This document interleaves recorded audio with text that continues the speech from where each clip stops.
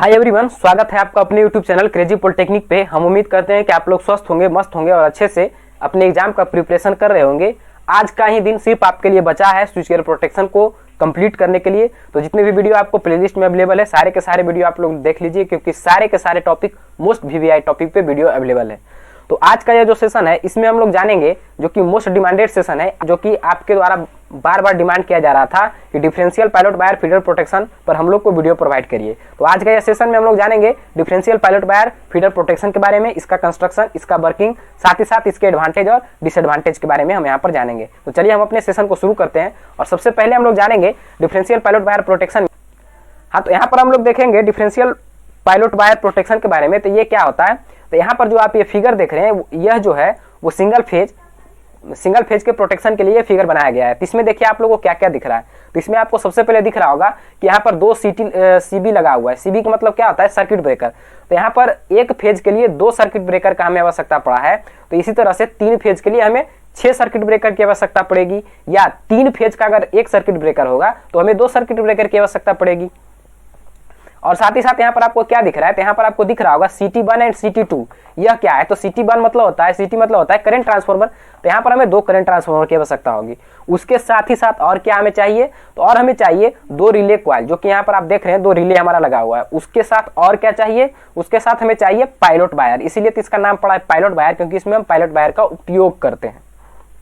तो देखिए होता क्या है, नॉर्मल कंडीशन में क्या होता है कि यहाँ पर से करंट आता है तो करंट पास होता है। तो CT1 का जो सेकेंडरी होता है, इसमें जो वोल्टेज इंड्यूस होता है, और CT2 के सेकेंडरी में जो वोल्टेज इंड्यूस होता है, दोनों का जो वैल्यू होता है वो सेम होता है। सेम होने के साथ साथ ये दोनों जो होते हैं वो अपोजिट में लगे होते हैं। अपोजिट इसमें रिवर्सल होता है, जिसके कारण कि दोनों का दोनों जो है वो कैंसिल आउट हो जाता है और हमारा रिले तक किसी भी तरह का कोई करंट नहीं पहुंच पाता है। हमारा रिले जो है इनर्जाइज नहीं होता है। लेकिन जैसे ही अगर यहाँ पर किसी तरीके का फॉल्ट आ गया, तो फॉल्ट आने के कारण क्या होता है कि हमारा CT1 या CT2 दोनों में से एक का जो है सेकेंडरी में जो वोल्टेज इंड्यूस होगा उसका वैल्यू ज्यादा हो जाता है और एक का वैल्यू वही रहता है, जिसके कारण क्या होता है कि दोनों में डिफरेंस उत्पन्न हो जाता है। जब दोनों के इंड्यूस वोल्टेज में डिफरेंस उत्पन्न होता है, उसके कारण क्या होता है कि हमारे रिले कॉइल जो है वो रिले कॉइल वो एनर्जाइज हो जाता है। और जैसे ही ये एनर्जाइज हो जाएगा तो ये ऊपर की ओर यहाँ पर खींच लेता है इसको, स्पिंडल को, और ये दोनों जो है आपस में चिपक जाते हैं। हमारा ये जो है सिग्नल दे देता है सर्किट ब्रेकर को, और सर्किट ब्रेकर जो है वो ट्रिप कर देता है और पूरे पार्ट हमारा आइसोलेट हो जाता है।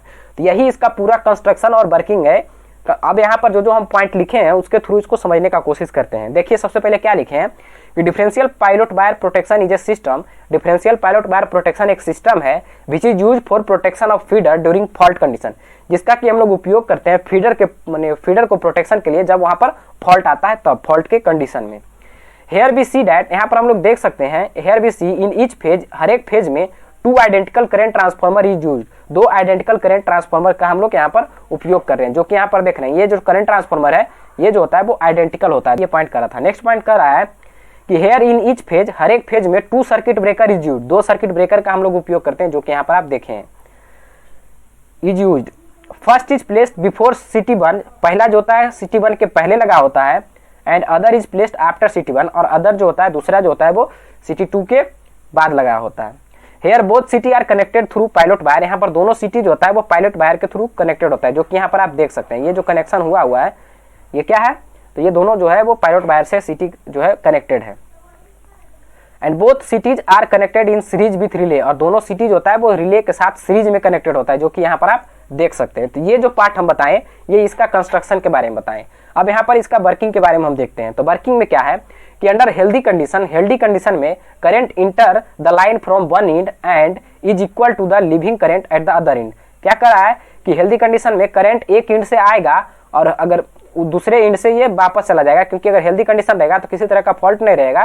तो यहाँ पर से करंट, जैसे यहाँ पर से देखिए करंट इंटर किया, इंटर करते हुए डायरेक्ट जो है वो ये पास हो जाता है, क्योंकि इसमें जो है CT के सेकेंडरी दोनों का वैल्यू इक्वल होता है। तो यहाँ पर से सर्कुलेटिंग करंट फ्लो ही नहीं करता है। जब सर्कुलेटिंग करंट फ्लो नहीं करेगा तो उस जो करंट का वैल्यू है उसको कोई डिस्टर्बेंस नहीं होगा, वो डायरेक्टली पास हो जाएगा। तो वही ये पॉइंट कह रहा था।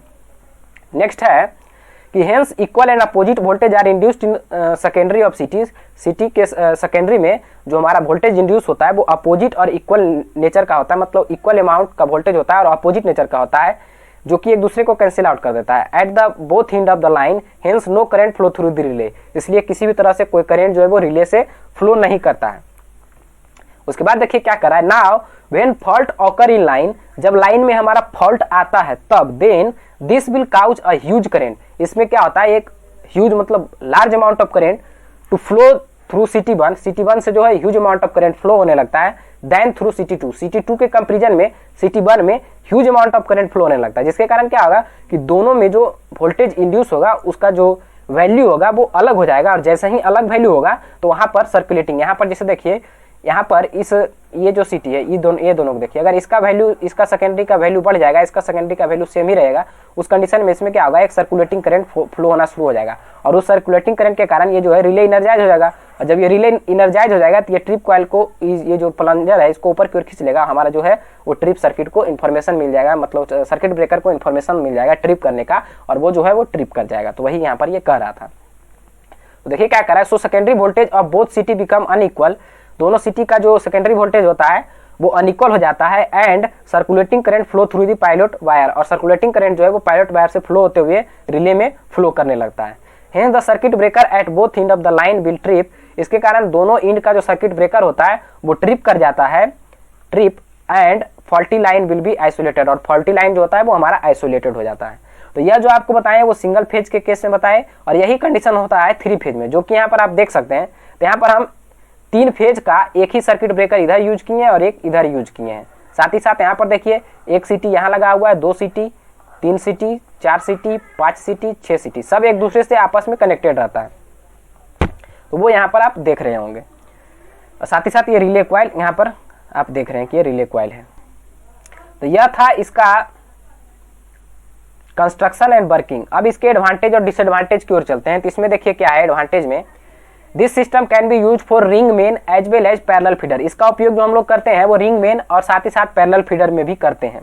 This system provide instantaneous protection for ground fault से तुरंत प्रोटेक्शन देने के लिए इस सिस्टम का हम लोग उपयोग करते हैं। This decrease the possibility of these fault involving other phase, यह जो है डिक्रीज करता है पॉसिबिलिटी, फॉल्ट के पॉसिबिलिटी को अदर फेज में जाने से। देखिए नेक्स्ट पॉइंट क्या है, this system provide instantaneous relay, यह जो सिस्टम होता है इसमें जो होता है इंस्टेंटेनियस रिले होता है, which reduce the amount of damage, जो कि रिड्यूस करता है ओवर कंडक्टर के डैमेज होने से, उसके अमाउंट को ज़्यादा अमाउंट में वो डैमेज नहीं हो उससे ये बचाता है, रिजल्टिंग फ्रॉम आर्किंग फॉल्ट, जो कि आर्किंग फॉल्ट के कारण वहाँ पर डैमेज हो सकता है, उससे प्रोटेक्शन के लिए हम लोग इस सिस्टम का उपयोग करते हैं। इसका डिसएडवांटेज क्या है, accurate matching of current transformer is very essential, current transformer का एक्यूरेट मैचिंग होना बहुत जरूरी है, क्योंकि अगर थोड़ा सा भी मिसमैच होगा तो वहाँ पर सर्कुलेटिंग करंट फ्लो हो जाएगा और अननेसेसरी जो है हमारा है वो सर्किट जो है वो ट्रिप कर जाएगा, हमारा सर्किट ब्रेकर ट्रिप कर जाएगा और हमारा जो फीडर है वो आइसोलेट हो जाएगा, जो कि अननेसेसरी हो सकता है। तो वहाँ पर करंट ट्रांसफार्मर का जो मैचिंग है वो होना बहुत जरूरी है, अगर ये नहीं हुआ तो बहुत दिक्कत हो जाएगा। If there is break in pilot wire, अगर पायलट वायर सर्किट में ब्रेक हो जाता है the system will not operate, तब वहाँ पर सिस्टम जो है वो ऑपरेट करना बंद हो जाता है, क्योंकि ब्रेक ही हो गया तो फिर वहाँ से कोई फायदा ही नहीं है, जब ब्रेक हो गया तो वहाँ पर करंट ही नहीं फ्लो कर पाएगा। This system is very expensive owing to greater length of pilot wire required, यह जो सिस्टम होता है ज़्यादा दूरी के अगर हम डिस्टेंस में इसको अप्लाई करते हैं तो यह जो होता है वो महंगा पड़ जाता है पायलट वायर के कॉस्ट के आधार पर, क्योंकि यहाँ पर हम एक्स्ट्रा वायर का उपयोग कर रहे हैं तो उससे वो एक्सपेंसिव हो जाता है। In case of long line के केस में charging current due to pilot wire capacitance effect may be sufficient to cause relay operation even under normal condition. क्या कर रहा है, in case of long line के केस में charging current due to pilot wire capacitance effect, जो charging current के कारण जो पायलट वायर में कैपेसिटेंस इफेक्ट आएगा may be sufficient to cause, वो सफिशिएंट होता है relay operation even under normal condition में भी वह रिले को उतना एनर्जी दे देगा कि रिले हमारा ऑपरेट कर जाएगा, इसीलिए भी इसको हम लोग लॉन्ग लाइन में यूज नहीं करते हैं। नेक्स्ट पॉइंट का this system can not be use the line voltage beyond 33 kV, यह जो सिस्टम होता है इसको हम लोग 33 kV के बियॉन्ड हम नहीं यूज करते हैं, because of constructional difficulties in matching the current transformer, constructional difficulties के कारण कि उसका करंट ट्रांसफार्मर का सही से मैचिंग होगा या नहीं, इसके चलते हम लोग इसका उपयोग नहीं करते हैं। तो यह था कुछ एडवांटेज और disadvantage pilot wire protection scheme का। तो हम उम्मीद करते हैं कि आपको ये सारे पॉइंट समझ में आ गए होंगे। अगर हमारे वीडियो आपको थोड़ा सा भी इन्फॉर्मेटिव लगता है तो वीडियो को लाइक करिए, चैनल को सब्सक्राइब करिए, अपने दोस्तों को इससे जोड़ें इस चैनल से, और ज़्यादा से ज़्यादा लोगों तक इन्फॉर्मेशन को पहुँचाएं, ज़्यादा से ज़्यादा लोगों तक आप उन्हें हेल्प करने का कोशिश करें। तो ठीक है, मिलते हैं नेक्स्ट वीडियो में। इस वीडियो में इतना ही, धन्यवाद।